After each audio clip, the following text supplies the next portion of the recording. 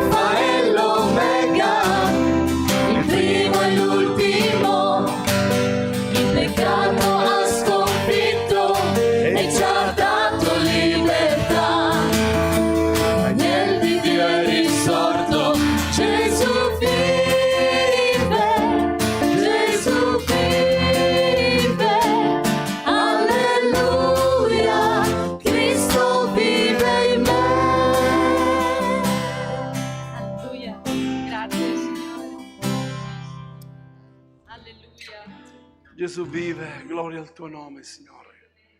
Alleluia, gloria a te, Signore.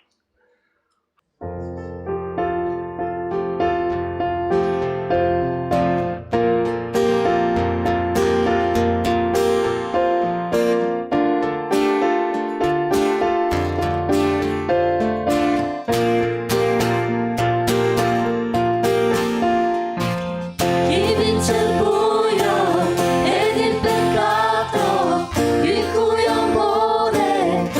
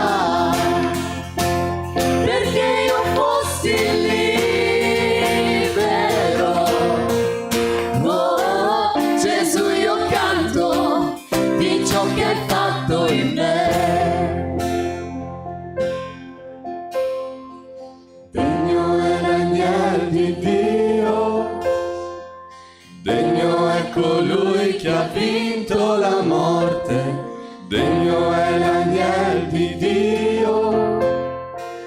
Degno è colui che ha vinto la morte, degno è l'agnel di Dio. Degno è colui che ha vinto la morte, degno è l'agnel di Dio. Degno, degno, degno sei, questa è la grazia tua, il tuo infinito amore. Hai preso il posto mio, portato i pesi miei, hai dato la tua vita perché io fossi libero. Oh, Gesù, io canto di ciò che hai fatto in me.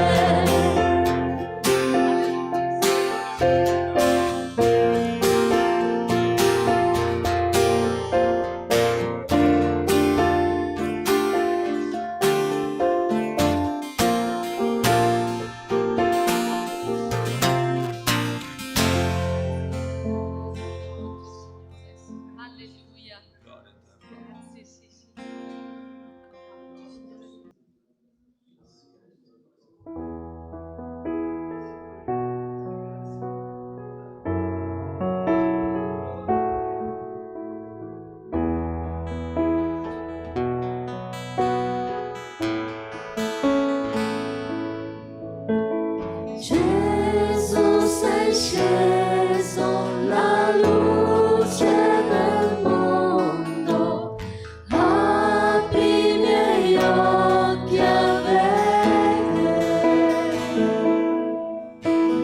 la tua bellezza, mi vuole adorarti, spero di vivere con te.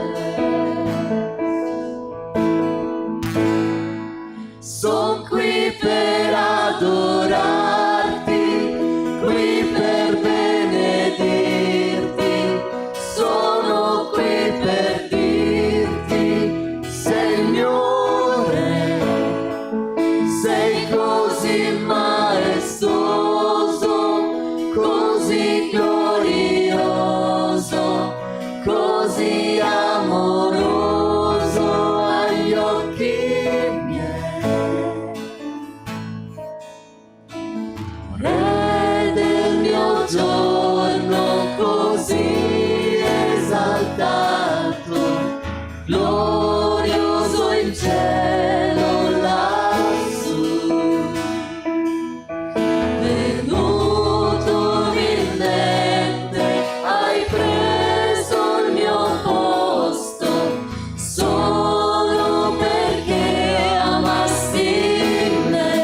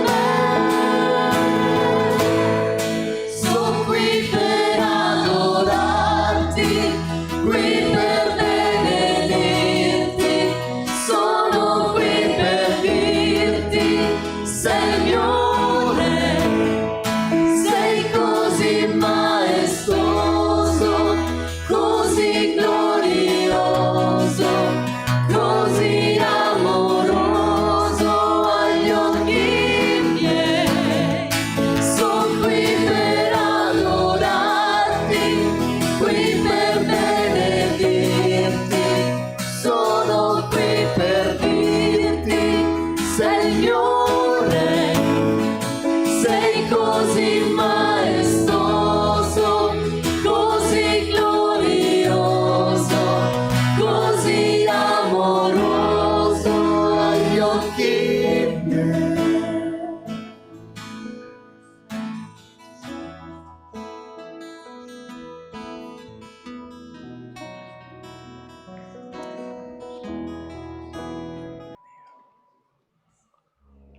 Alleluia.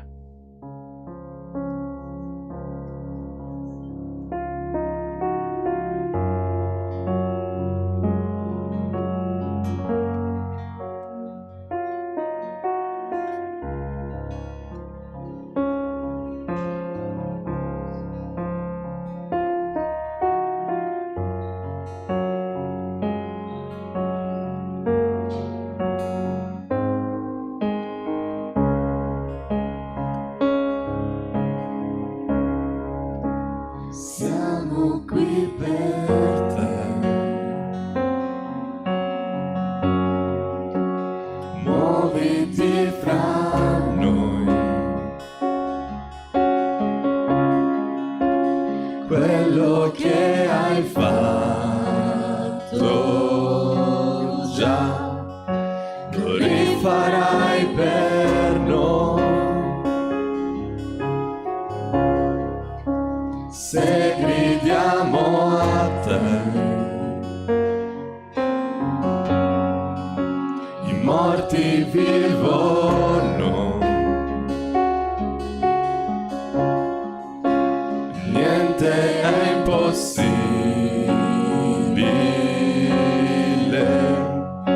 la tua presenza è qui.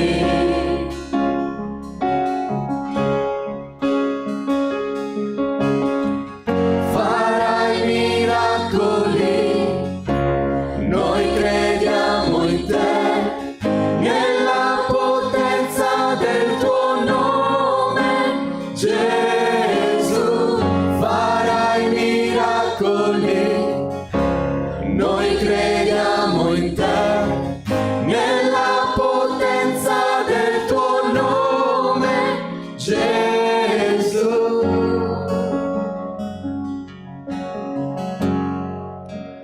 Tu conosci già ciò che è dentro noi, nella prova basterà una parola tua.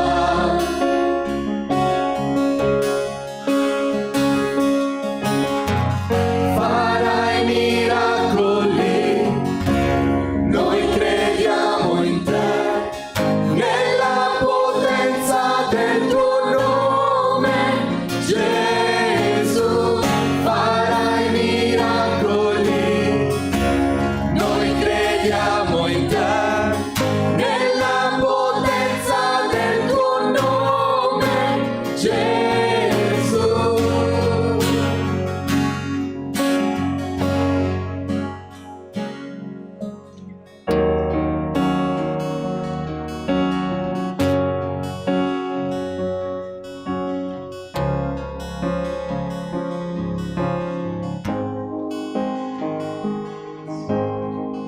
Vogliamo te, vieni e fai ciò che vuoi, muoviti qui come solo tu puoi. Vogliamo te, vieni e fai ciò che vuoi, muoviti qui come solo tu puoi.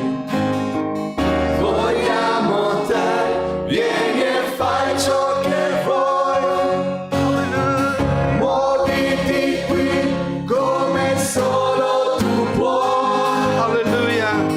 Vogliamo te, vieni e fai ciò che vuoi, muoviti qui come solo tu puoi.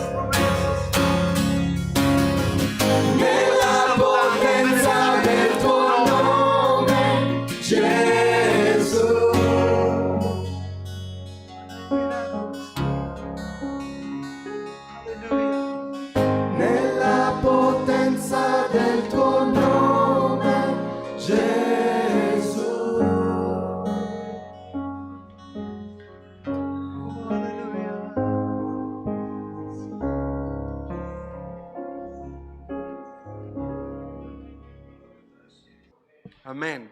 Accomodatevi. Gloria a Dio. Amen. Gloria a Gesù.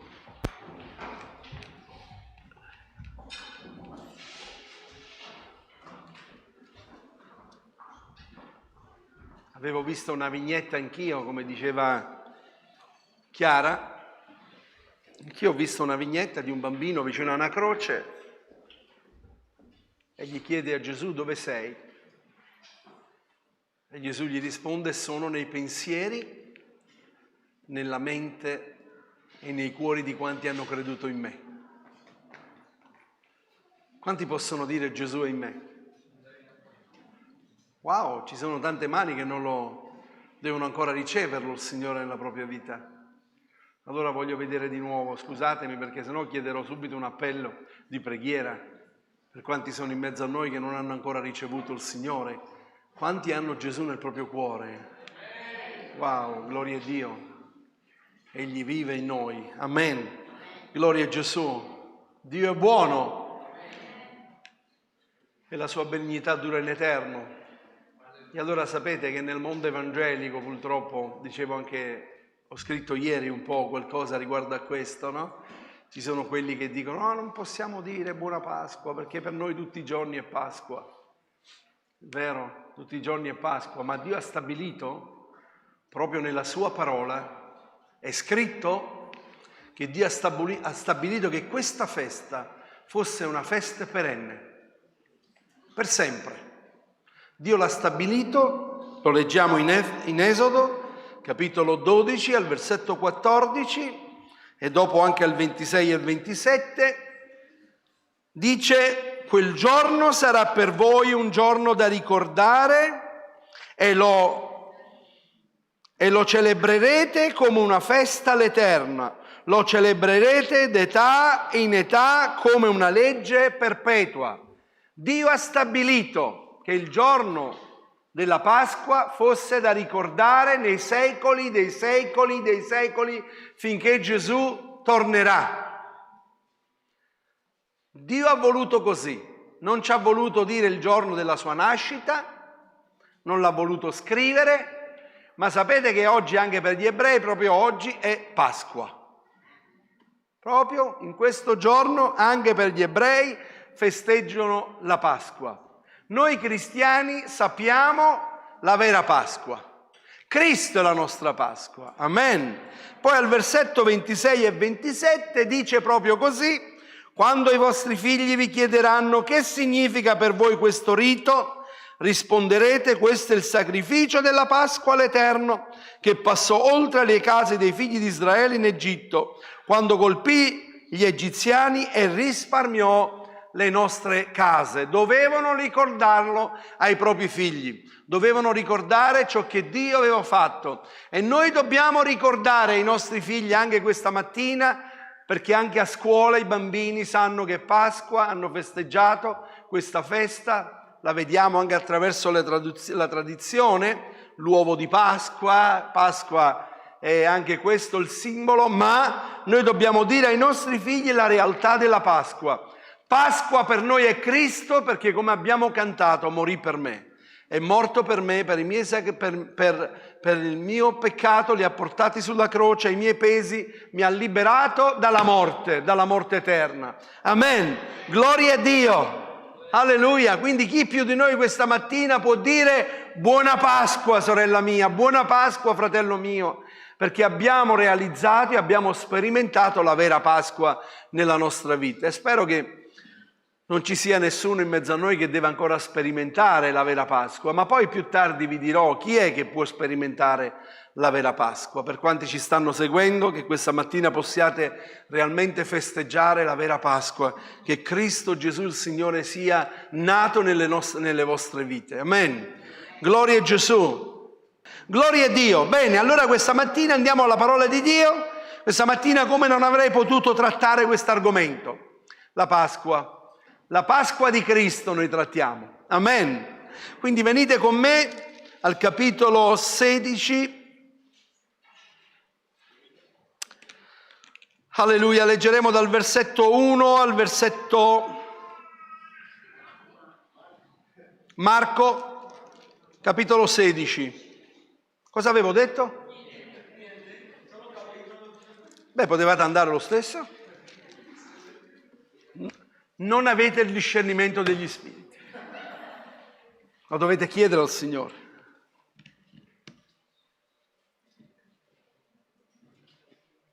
Fino al versetto 15. Scusatemi, al versetto 16. Alleluia, beato chi legge, beato chi ascolta la parola di Dio e la mette in pratica, è vero? Avete preso tutti Marco? Marco viene dopo? Matteo. Bene. Ora trascorso il sabato, Maria Maddalena, Maria madre di Giacomo e Salome, acquistarono degli aromi per andare ad imbalsamare Gesù. La mattina del primo giorno della settimana molto presto vennero al sepolcro e al reval del sole e dicevano fra di loro: chi ci rotolerà la pietra nell'entrata del sepolcro? E alzando gli occhi videro che la pietra era stata rotolata, sebbene fosse molto grande. Entrate dunque nel sepolcro, videro un giovinetto che sedeva dal lato destro, vestito di bianco, e rimasero spaventate. Ed egli disse loro: non vi spaventate, voi cercate Gesù il Nazareno che è stato crocifisso, è risuscitato, non è qui. Ecco il luogo dove l'avevate posto. Ma andate a dire ai suoi discepoli e a Pietro che egli vi precede in Galilea. Là lo vedrete come vi ha detto. Ed esse uscite prontamente fuggirono via dal sepolcro perché erano prese da tremore e stupore e non dissero nulla a nessuno perché avevano paura.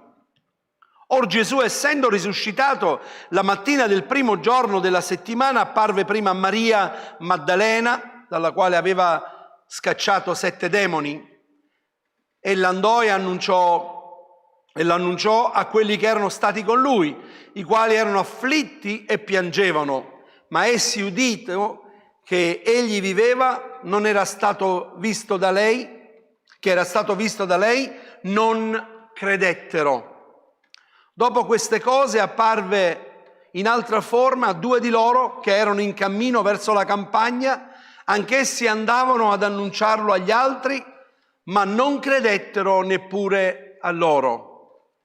Infine apparve agli 11 mentre erano a tavola e li rimproverò per la loro incredulità e durezza di cuore, perché non avevano creduto a coloro che lo avevano visto risuscitato. Ed essi loro disse loro: andate per tutto il mondo a predicare l'Evangelo ad ogni creatura. Chi avrà creduto e sarà stato battezzato sarà salvato, ma chi non avrà creduto sarà condannato. La fede è tutto, gira intorno a questa parola, credere. Credere. Abbiamo visto qui, in modo particolare, per ben 3 volte noi leggiamo che non hanno creduto, non avevano creduto. Qualcosa di incredibile. Eppure la Scrittura ci dice, in Romani al capitolo 10, al versetto 9, ci dice che noi per essere salvati dobbiamo credere. Ma credere che cosa? Lo dice proprio qui.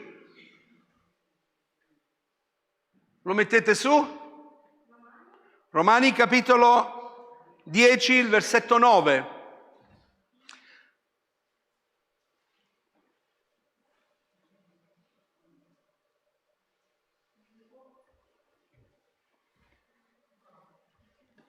È arrivato?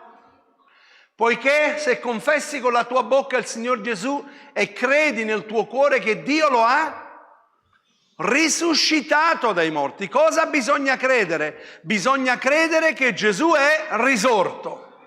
Bisogna credere che Cristo è risorto dai morti. Paolo dice: se noi non crediamo in questo, vana è la nostra fede. Il credente nato di nuovo, ecco perché ci si chiama credente. Se voi leggete in Atti degli Apostoli, è riportato proprio questo nella sua parola, è riportato proprio questo, è riportato ai credenti. ai credenti, coloro che hanno creduto. Che cosa hanno creduto? Hanno creduto che Gesù è risorto. Eppure Gesù lo aveva annunciato ai suoi. Gesù aveva annunciato che sarebbe morto e che sarebbe risorto. Gesù è stato 3 anni con i suoi discepoli, gli ha dimostrato ad ognuno di loro, ha dimostrato lui chi era, ha dimostrato sia spiritualmente ma anche proprio nel pratico. Gli altri hanno potuto vedere con i propri occhi miracoli, segni, prodigi, grandi prodigi.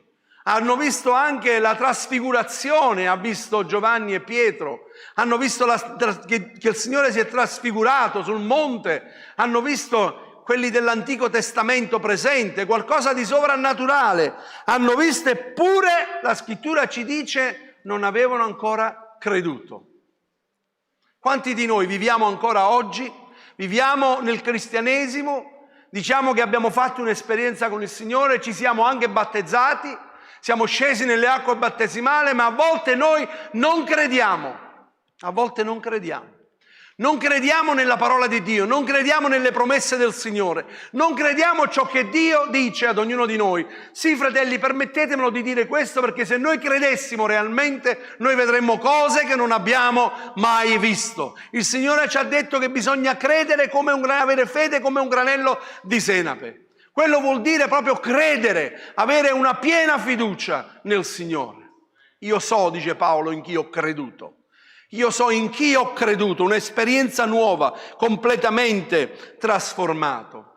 Mi meraviglia, qualcosa che veramente mi ha sempre meravigliato, è stato quello che un ladrone sulla croce, uno che non aveva visto Gesù, lui non l'aveva ricevuto nel testamento da Gesù, non aveva mai sentito dire io sono la resurrezione e la vita, non aveva mai assistito ad un miracolo, a un prodigio di Gesù, non l'aveva mai visto trasfigurarsi, camminare sulle acque, sgridare il vento e calmare il mare, no, ma stava mettendo in pratica quello che lo scrittore agli Ebrei ci consiglia di fare, tenendo gli occhi su Gesù, autore e compitore della nostra fede. I suoi occhi mentre era in croce guardava Gesù e lo guardò lì crocifisso, un uomo crocifisso, un uomo picchiato, un uomo maltrattato, un uomo accusato, un uomo che l'avevano flagellato, e lui aveva visto questo uomo, non l'aveva visto operare miracoli, potenti guarigioni, ma stava vedendo questo uomo e fa una dichiarazione di fede. Quelli che gli altri non hanno fatto. Gesù disse in Giovanni capitolo 14, il vostro cuore non sia turbato. Prima di andare al cielo, Gesù disse ai suoi, il vostro cuore non sia turbato, abbiate fede in Dio, abbiate fede anche in me. Nella casa del Padre mio ci sono molte dimore, io sto andando a prepararvi un luogo e quando lo va preparato tornerò e vi accoglierò presso di me. Non avevano capito nulla. Non avevano capito nemmeno di questo luogo che era lì, un luogo eterno, ma quest'uomo che era su quella croce con i suoi peccati, ha guardato Gesù e ha visto quel luogo e ha detto, Signore, ricordati di me quando sarai nel tuo regno. E chi è stato il primo ad andare in cielo? Ecco perché è stato il primo ad andare in cielo. Gesù non ha guardato nemmeno, non gli ha detto nemmeno scendi dalla croce, va da Giovanni, fatti battezzare, o da quelli di Giovanni, perché Giovanni oramai era andato col Signore. Ma vai, devi battezzarti. Sapete quanti battesimi ci sono persone? Purtroppo io lo dico, non ho problema a dirlo. Ci sono persone che hanno fatto un battesimo, per loro è stato un bagno. È stato un bagno. Perché quando io battezzo le persone dico questo, in altri battesimi che li fanno non li sento. Sento soltanto che danno la testimonianza e scendono nelle acque, ma non dicono io lo voglio e lo pretendo e lo dico davanti alla Chiesa, anche perché i principati e le potestà possono ascoltare. Tu credi che Gesù Cristo è risorto dai morti? Credi che Egli è seduto alla destra di Dio Padre? Lo credi tu questo? Perché è questo quello che dà la salvezza alla nostra vita. Cristo è risorto, fratelli miei. Cristo è il capo della Chiesa, supremo della Chiesa. Cristo in noi, perché Egli è risorto. E allora quando noi crediamo in questo, allora sì abbiamo creduto. E allora quando noi ci siamo battezzati, abbiamo fatto questa professione di fede, abbiamo dato questa testimonianza, abbiamo detto sì, io credo che Egli è risorto. E se io credo che Egli è risorto, io credo anche che Lui è il mio Signore, è il mio Salvatore. Su quella croce c'era scritto il Re dei Giudei. Lui non era il Re dei Giudei, Lui era il Re dell'universo. Era il Re dei Re e il Signore dei Signori. Reso perfetto, ci dice Ebrei capitolo 5, versetto 9, divenne autore di salvezza eterna per tutti coloro che hanno creduto in Lui. Per chi è la salvezza? Per chi è la vera Pasqua? Per chi è quello che crede realmente? E la salvezza è solo per quello che hanno creduto in Lui. Salvezza eterna per tutti coloro che hanno creduto in Lui. E qui voglio spendere soltanto 2 parole, fratelli miei. Ricordiamoci che Cristo è morto per l'umanità. Cristo non è venuto a creare una denominazione. Io lo ribadisco e lo voglio ribadire. Noi non siamo quelli più santi di tutti quanti gli altri. Cristo ha speso lo stesso sangue per tutti quanti noi, per la salvezza eterna, per tutti coloro che hanno creduto in Lui. Mi piace quando dice il Signore conosce i Suoi. Che bello. A volte noi non conosciamo un fratello, non lo riconosciamo, non lo vogliamo riconoscere, ma il Signore lo conosce. Il Signore conosce i Suoi. Chissà quanti noi gli toglieremo la grazia. Chissà quanti noi proprio li cancelleremo dal libro della vita. Ma il Signore è morto, ha dato la sua vita affinché abbiano vita. Qualcuno ha detto che dopo aver pregato Gesù che ha scelto i 12 e ha visto quello che sarebbe accaduto, se fosse stato lui sarebbe ritornato a pregare e ne avrebbe scelto altri 12. Perché la realtà dei fatti la vediamo davanti a noi, erano uomini, eppure hanno visto cose che noi non abbiamo visto. Però mi piace quello che Gesù gli dice a Tommaso. Vi ricordate Tommaso cosa disse? Perché Gesù compare ai Suoi dopo 8 giorni che Tommaso dice abbiamo visto il Messia, abbiamo visto il Signore. No, io non ci credo. Non ci credo se io non metto il dito nel suo costato, nel foro della mano. Io non ci credo. E Gesù dopo 8 giorni si presenta a loro e gli dice pace a voi. Poi va vicino a Tommaso e gli dice Tommaso tocca Tommaso. E lui gli dice Signor mio e Dio mio. E Gesù fa un'affermazione. Tu dici così perché mi hai visto, ma beati sono coloro che non mi hanno visto, ma hanno creduto. Noi abbiamo visto Gesù? No. Ma lo crediamo. Crediamo che Egli è risorto. E il Signore dice che tu sei beato se credi in Lui. E il tuo nome è scritto nel libro della vita perché tu hai creduto in Lui. Il profeta Isaia infatti dice, capitolo 53, chi ha creduto a quello che abbiamo annunciato? A chi è stato rivelato il braccio dell'Eterno?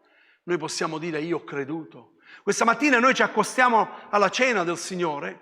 E che cosa crediamo? Crediamo che Lui è morto e crediamo che Lui è risorto. Amen. Perché cosa disse Gesù all'ultima cena? Disse proprio questo. E quando avvenne? Avvenne il giorno della Pasqua. Gesù disse, ogni volta che voi prendete questo, fate questo in memoria di me. E l'Apostolo Paolo aggiunge in una delle sue lettere, ogni volta che voi mangerete, ogni volta che voi berrete, ricordatevi che Cristo è risorto. Ma avviene nella nostra vita, avviene sul nostro cammino, strada facendo, cammin facendo, i problemi, le difficoltà, le circostanze, le situazioni difficili, le avversità all'interno delle chiese, sì, le avversità all'interno delle chiese, chi ti mette un piede giusto davanti per farti cadere, un altro che viene, e allora a un certo punto ci dimentichiamo chi è l'autore della nostra fede e chi vive ancora e regna nella Chiesa. E l'Apostolo Paolo dovette dire a Timoteo, ricordati che Gesù Cristo è risorto dai morti. Pazzesco, vero? Non è pazzesco dire a un pastore di una chiesa, ricordati che Gesù Cristo è risorto. Perché a volte noi pensiamo che dobbiamo aggiustare noi le cose, pensiamo che noi dobbiamo intervenire, pensiamo che noi dobbiamo fare, ma ricordati che Gesù è vivente ed è il capo supremo della Chiesa e Lui è in mezzo alla sua Chiesa. Dobbiamo ricordarcelo questo. Ci dimentichiamo che il Signore regna in mezzo a noi e vive nel nostro mezzo. A me piace, come ho detto giovedì, ogni volta che noi leggiamo le lettere all'Apocalisse, che il Signore inizia: io conosco, io so, io conosco. Dio sa tutto. E questo deve essere una certezza nella nostra vita, una piena certezza di sapere che Dio sa. Signore, tu sai, Signore, tu conosci. E quando noi viviamo con questa certezza dentro di noi, oh fratelli miei, chi ci può smuovere? Chi può smuovere la nostra vita spirituale? Gloria a Dio. Pietro dovette testimoniare che anche loro furono testimoni della resurrezione di Cristo. Dovette testimoniarlo pubblicamente. Perché anche Pietro, se vi ricordate, corse al sepolcro. Giovanni vide e credette, dice la scrittura. Pietro entrò e vide i pannolini tutti piegati, messi lì. Ma poi Pietro, sapete cosa fece? Se ne andò a pescare. Ecco perché abbiamo letto qui: è andato a dire ai discepoli, a Pietro.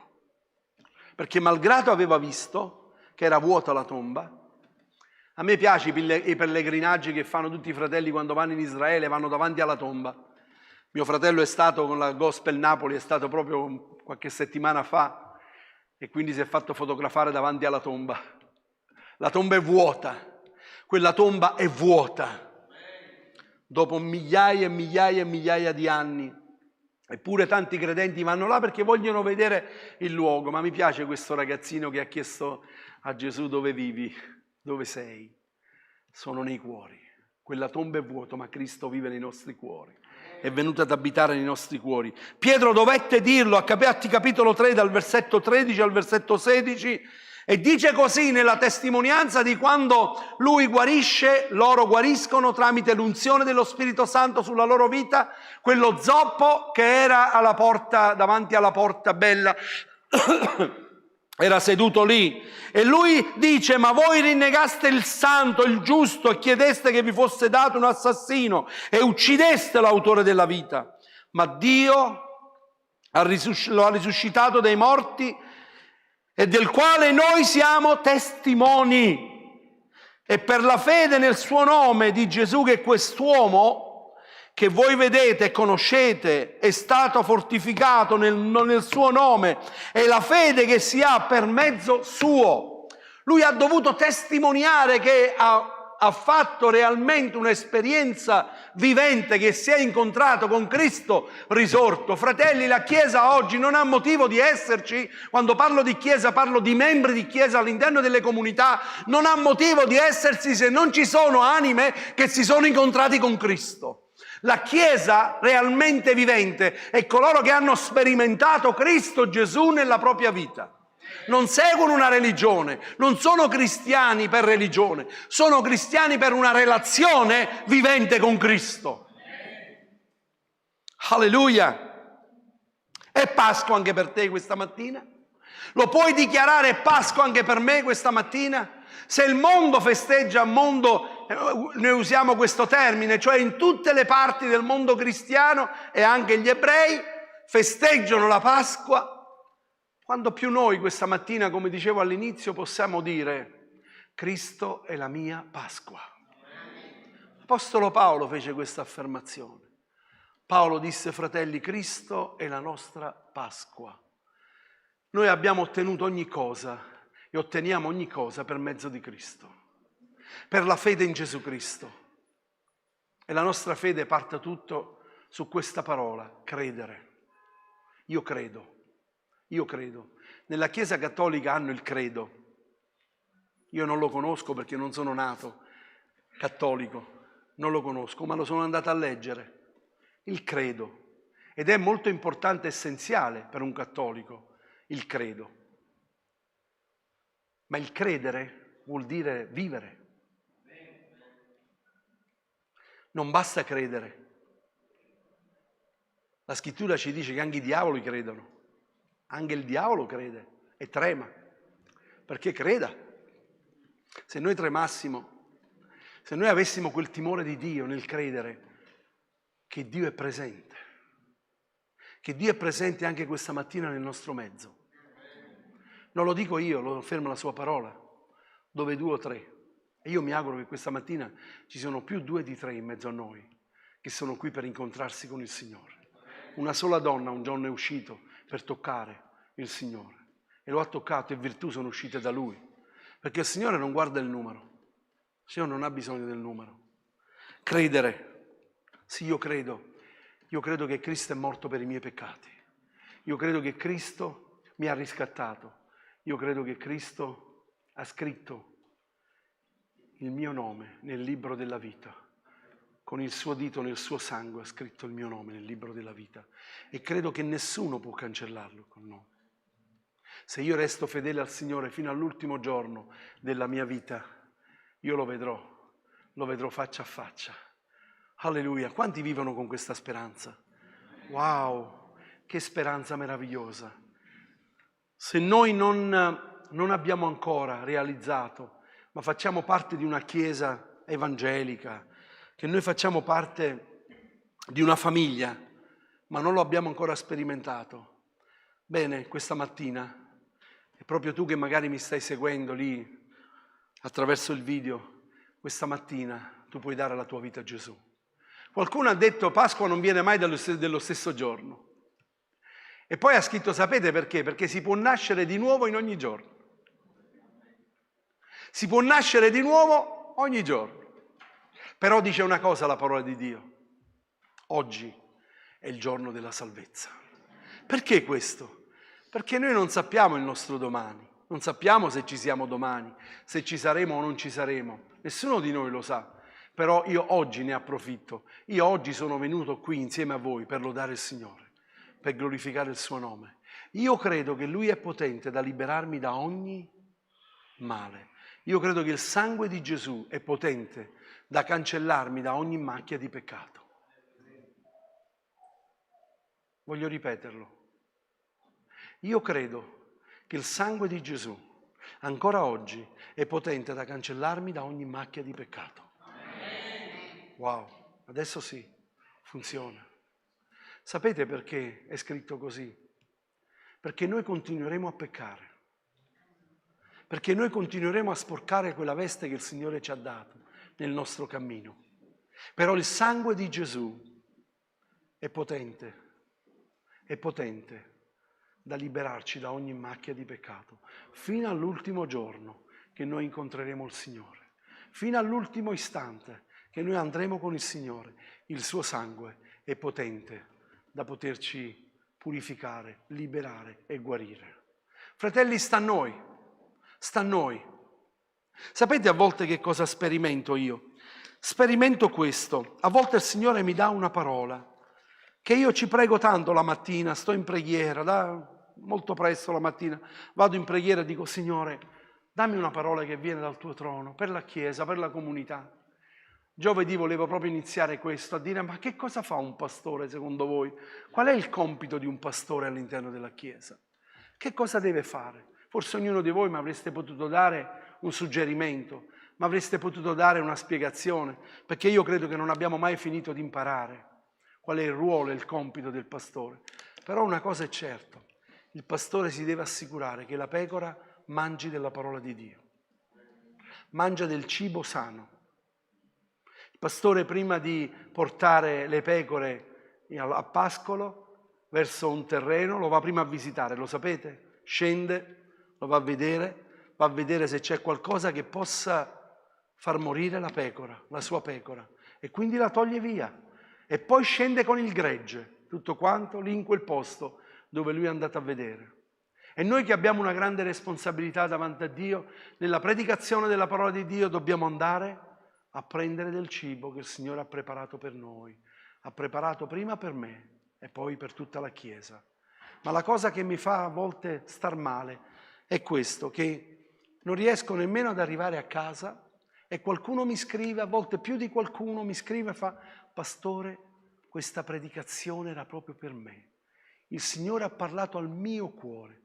Però io avevo fatto un appello di venire qui davanti, di chiedere al Signore una guarigione, una liberazione. che il Signore magari ha parlato profeticamente anche su un argomento biblico di una liberazione a volte anche spirituale, ma te ne torni a casa con questo peso. Pastore, mi vergogno. Ti vergogni? Ti vergogni?